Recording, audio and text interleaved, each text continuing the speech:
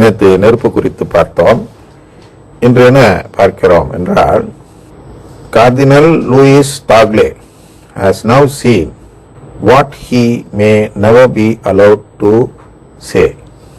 அது பார்த்தோம். என்ன பார்த்தோம் என்றால், கார்டினல் லூயிஸ் டாக்லே என்பவர் அந்த ரகசியத்தை படித்தார், மனம் மாறினார் என்று பார்த்தோம். மனம் மாறியதும் அவருக்கு நடுக்கம் கொடுத்ததாம் என்றெல்லாம் பார்த்தோம். அதில் மாதா பயன்படுத்தும் வார்த்தை, அதை லூசியா எழுதி, புனித லூசியா அவர்கள் எழுதி கொடுத்த வார்த்தைகளை பார்த்து கொண்டிருக்கும் பொழுது, த தேர்ட் சீக்ரெட் எதை பற்றி இருக்கிறது என்றால், a spiritual war for the soul of the Catholic Church itself, and that war has entered its final act for decades. Its final act. அப்ப the war has entered its final act அப்படின்னா, இந்த போர் நேற்று பேசிக்கொண்டு இருந்தோம் அல்லவா, என்ன, அந்த ஆசீர்வாத நற்செய்தியை நம்புவோரும் சிலுவை நற்செய்தியை நம்புவோரும் இடையே ஒரு போர் நடந்து கொண்டிருக்கிறது, ஆன்மீக போர், ஸ்பிரிச்சுவல் வார் அப்படின்னு பார்த்தோம். இது ஒரு போர், இது நல்லதுன்னு நினைக்கிறாங்கனால பலர், அது நல்லதில்லை. இரண்டு ஃபேக்ஷன், ரெண்டு பிரிவாக நம் திருச்சபை பிரிந்திருப்பது நல்லதல்ல. ஏன்னா ஒரு பிரிவுக்கு மீட்பு கிடைக்க போவதில்லை. சிலுவை நற்செய்தியை நம்புவோருக்கு மீட்பு கிடைத்து விட்டால் ஆசீர்வாத நற்செய்தியை நம்புவோருக்கு மீட்பு கிடைக்காது. ஆசீர்வாத நற்செய்தியை நம்புவோருக்கு மீட்பு கிடைத்து விட்டால் சிலுவை நற்செய்தியை நம்புவோருக்கு மீட்பு கிடைக்காது. இதுதான் உண்மை. அப்ப இதில் ஒரு பகுதி தான் உண்மையிலேயே கத்தோலிக்க திருச்சபையை சேர்ந்தவர்கள், மற்றொன்று நடித்து கொண்டிருப்பவர்கள். அது குறித்த வார்த்தையெல்லாம் அடுத்து பார்ப்போம்.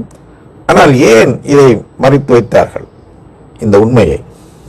For decades, secret factions within the Vatican, cardinals, bishops, theologians have wrestled behind the veil.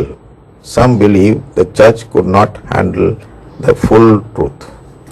Others fear the panic it would cause. Still others, I believe, the darker in purpose sought to bury the prophecy forever because they know it. பாருங்க, ஏன் இவ்வளவு நாள் இந்த ரகசியத்தை மறைத்து வைத்தார்கள் என்று யோசிக்கும் பொழுது சிலர் என்ன நினைத்தார்கள் என்றால், இதோட முழு உண்மையை வெளிப்படுத்தினால் பலரால் இதை ஏற்றுக்கொள்ள முடியாத நிலை வரும். என்ன ஏற்றுக்கொள்ள முடியாத நிலை வரும் என்றால், ஒரு பேனிக், அதனால் வரக்கூடிய ஒரு பீதி நிலை அப்படின்னு வச்சுக்குவோம். உதாரணத்திற்கு, பிரைஸ் தி லார்ட் சொன்னால் மீட்பில்லை அப்படின்னு சொன்னால் உடனே பீதி வராது. ஆனால் அதை நிரூபித்து மேற்கோளுடன் காட்டிவிட்டால் உடனடியாக நம் உள்ளத்தில் ஒரு பீதி நிலை வரும். அச்சம், பயம், ஐயோ இவ்வளவு நாள் நம்ம தப்பு செஞ்சிட்டோமே, எங்க போறது, நமக்கு மீட்பு கிடைக்காம போயிடும் போல் தெரிகிறது என்ற ஒரு பீதி நிலை வரும் அல்லவா. அதை யோசித்து ஒரு சிலர் அதை வெளியில் சொல்லவில்லை.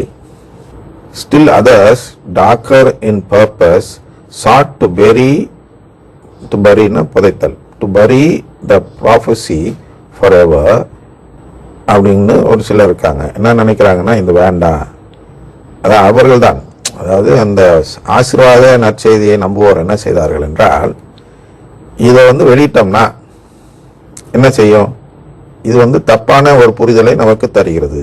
எது, பாத்திமா ரகசியம் தப்பான புரிதலை தருகிறது என்றுதான் இதுவரை வாதாடி வந்தார்கள். அவர்களை குறித்து யார் வாதாடினார்னா, அது எப்படி மாதா திருச்சபையில சாத்தான் நுழைவான் என்றெல்லாம் சொல்வார்கள். மாதா என்றால் அப்படிலாம் சொல்ல மாட்டாங்க, திருச்சபைக்கு எதிராகவோ போப்பாண்டவருக்கு எதிராகவோ பேச மாட்டார்கள் என்று வாதாடி கொண்டிருந்தார்கள். டிவி ப்ரோக்ராம்லாம் பார்த்தீங்கன்னா தெரியும், பழைய இதில் பேட்டியில் அப்படி சொல்லிட்டு அதை சைலன்ஸில் அதை அப்படி கவலைப்படாதீங்கிற மாதிரி போட்டு புதைச்சிட்டாங்க. இந்த மூன்றாவது ரகசியத்தை பற்றியே பேசாங்க அப்படின்னு போட்டு புதைத்து விட்டார்கள். ஏன்னா அவங்களுக்குள்ள ஒரு விஷயம் இருந்தது, என்ன என்றால், இந்த ரகசியம் வெளிவந்தால் மக்கள் போப்பாண்டவரை தப்பாக பார்ப்பார்கள், திருச்சபை தப்பாக பார்ப்பார்கள், திருச்சபைக்குள் சாத்தான் நுழைந்து விட்டான் என்பது போன்ற கருத்தெல்லாம் வருகிறது. ஆனால் இது மாதாவுடையதாக இருக்க வாய்ப்பில்லை என்று சொன்னார்கள். இவர்கள் வெளிப்படையாக சொல்ல முடியாமல் போன காரணம் இன்னொன்றும் இருக்கிறது. அது மாதா செய்த ஒரு கிளவர் பிளே அப்படின்னு சொல்லுவோம் அல்லவா, ஒரு முன்மதியோடு செயல்பட்ட திட்டம். என்னவென்றால், பாத்திமா காட்சி அப்படின்னு சொல்லலாம், இல்லை த அப்பாரிஷன் அப்படின்னு சொல்கிறாங்க இல்லையா, அந்த இது திருச்சபை அங்கீகரிக்கிறது. 2 அடையாளங்களை வைத்து திருச்சபை அதற்கு மாதாவுடைய காட்சி தான் என்று அங்கீகாரம் தருகிறது. இப்போ வேளாண்லாம் இருக்குல்ல, அதெல்லாம் இன்னும் திருச்சபை அங்கீகாரம்லாம் தரல, நம்மளும் ஒரு நம்பிக்கையில் போகிறோம். ஆனால் பாத்திமா அப்படி அல்ல, திருச்சபை அங்கீகரித்த அந்த காட்சிகளில் அது ஒன்று. அந்த அங்கீகாரம் பெற்ற பின் இப்போ திருப்பி வாபஸ் வாங்கிட்டு திருச்சபை இல்லை சாத்தானுடையதுன்னு சொல்ல முடியாத சூழ்நிலைக்கு மாதா கொண்டு வந்துடுறாங்க. கொண்டு வந்த பிறகுதான் என்ன செய்கிறார்கள் என்றால், நீ இந்த ரகசியத்தை தெரிந்து கொள்ள 1960 பிறகுதான் முயற்சி செய்ய வேண்டும் என்று சொல்லிவிடுகிறார்கள். அதனால் இவர்கள் என்ன செய்ய முடியவில்லை என்றால், இதை உண்மையில் போட்டு புதைத்து விட முடியலை. ஏன்னா ஏற்கனவே பாதி அங்கீகாரம் கொடுத்தாச்சு. அப்போ இது மாதிரி ஒரு ரகசியம் இல்லைன்னு சொல்ல முடியல, இது சாத்தானுடையதுன்னு சொல்ல முடியல அப்படின்னு ஒரு கூட்டம் தவிக்குது. அதான் பார்க்கிறோம். அதனால அவர் என்ன சொன்னார்கள் என்றால், some believe the church could not handle that full truth அப்படின்னு பார்க்கிறோம். அதனால அந்த முழு உண்மையை அந்த நம்மளுடைய திருச்சபை மக்களால் தாங்கிக் கொள்ள முடியாது அப்படின்னு சொல்லிட்டு இதை போட்டு புதைத்து விடுகிறார்கள். அப்ப the third secret in its true form is not just a warning to the world. It is an indictment of certain men in power. புரியுதா? அங்கதான் அவர் வர டாக்லே. சிலர், அதாவது பவர்னா பதவியில் இருக்கக்கூடிய சிலர் உள்ளே அமர்த்தப்படுகிறார்கள் திருச்சபைக்குள்ளே. அதான் உங்களுக்கு தெரிஞ்சதுதான், ஆசீர்வாத நற்செய்தியை நம்பக்கூடிய பலர் உள்ளே இருக்கிறார்கள் என்று நமக்கு தெரிந்ததுதான்.